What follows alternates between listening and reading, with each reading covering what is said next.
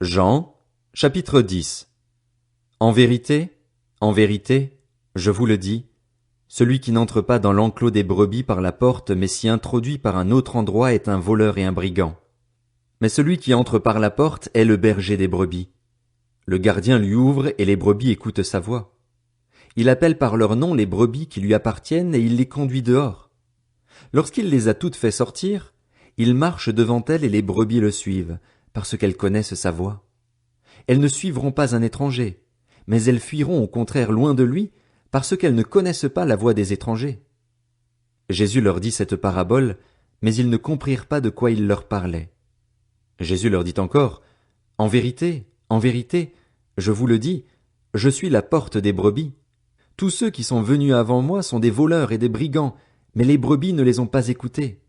C'est moi qui suis la porte. Si quelqu'un entre par moi, il sera sauvé.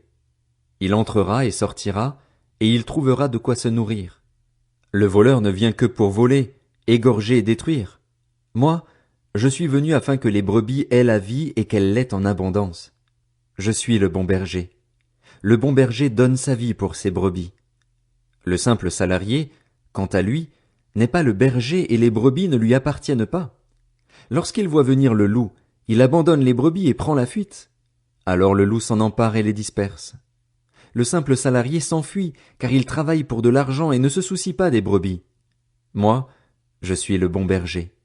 Je connais mes brebis et elles me connaissent, tout comme le Père me connaît et comme je connais le Père. Je donne ma vie pour mes brebis.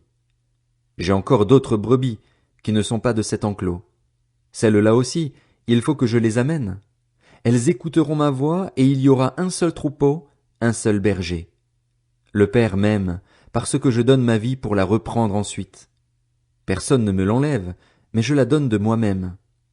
J'ai le pouvoir de la donner et j'ai le pouvoir de la reprendre. Tel est l'ordre que j'ai reçu de mon Père.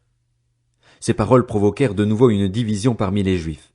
Beaucoup d'entre eux disaient « Il a un démon, il est fou, pourquoi l'écoutez-vous » D'autres disaient « Ce ne sont pas les paroles d'un démoniaque. Un démon peut-il ouvrir les yeux des aveugles ?» On célébrait alors à Jérusalem la fête de la dédicace. C'était l'hiver. Jésus marchait dans le temple, sous le portique de Salomon.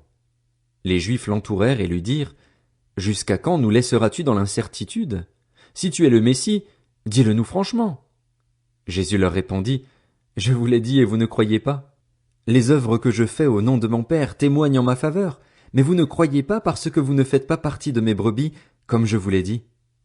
Mes brebis écoutent ma voix, je les connais et elles me suivent.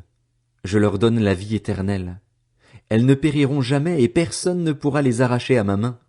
Mon Père, qui me les a donnés, est plus grand que tous et personne ne peut les arracher à la main de mon Père.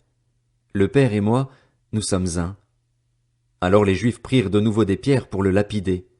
Jésus leur dit « Je vous ai fait voir beaucoup de belles œuvres qui viennent de mon Père. À cause de laquelle me lapidez-vous » Les Juifs lui répondirent « Ce n'est pas pour une belle œuvre que nous te lapidons, mais pour un blasphème, parce que toi, qui es un être humain, tu te fais Dieu. » Jésus leur répondit « N'est-il pas écrit dans votre loi, j'ai dit, vous êtes des dieux? S'il est vrai qu'elle a appelé Dieu ceux à qui la parole de Dieu a été adressée et si l'écriture ne peut pas être annulée, comment pouvez-vous dire à celui que le Père a consacré et envoyé dans le monde, tu blasphèmes, et cela parce que j'ai affirmé, je suis le Fils de Dieu? Si je ne fais pas les œuvres de mon Père, ne me croyez pas. Mais si je les fais, même si vous ne me croyez pas, croyez à ces œuvres afin de savoir et de reconnaître que le Père est en moi et que je suis en lui. Voilà pourquoi ils cherchaient encore à l'arrêter, mais il leur échappa. Jésus retourna de l'autre côté du Jourdain, à l'endroit où Jean avait d'abord baptisé, et il y resta. Beaucoup de gens vinrent vers lui. Ils disaient, Jean n'a fait aucun signe miraculeux, mais tout ce qu'il a dit à propos de cet homme était vrai. Et là, beaucoup crurent en lui.